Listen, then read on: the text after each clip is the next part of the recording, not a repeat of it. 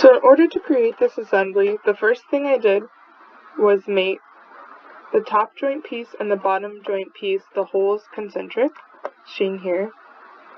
Then I made the inside faces coincident, and then I added an angle limit mate so that this face and this face can only be either 0 degrees from each other, so straight up and down, or 145 degrees, which is about to this point, which is how the actual joint would rotate in real life. Then I did the same thing on the other side, concentric, coincident, angle limit. Then to line up the two parts of the joint, I made them concentric. Then I made the bottom two edges parallel so that they would line up, and then I added a distance mate of 4.25 inches. Then I mated the bottom of the joint, this hole, concentric to the calf accordion hole where a normal fastener would go, and I did the same thing on the other side. Then I added a distance mate between the right plane of the calf accordion and the top plane of the assembly, and I made that distance 0.25 inches so that it lined up in the middle of the joint.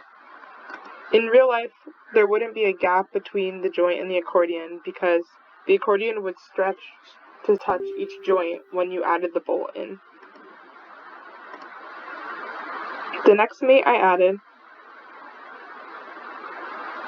was a parallel mate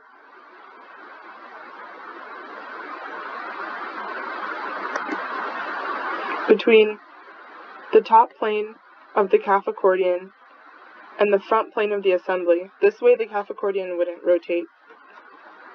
Then added a concentric mate from the thigh accordion hole here and the top hole of the joint. Then I did the same thing on the other side, concentric between the thigh accordion and the joint. And then I did a parallel mate between the front plane of the assembly and the top plane of the thigh accordion, seen here. That way the thigh accordion won't rotate.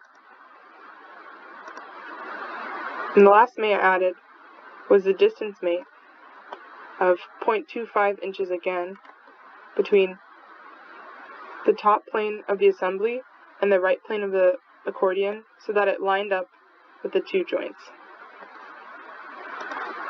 And that's how you make this assembly.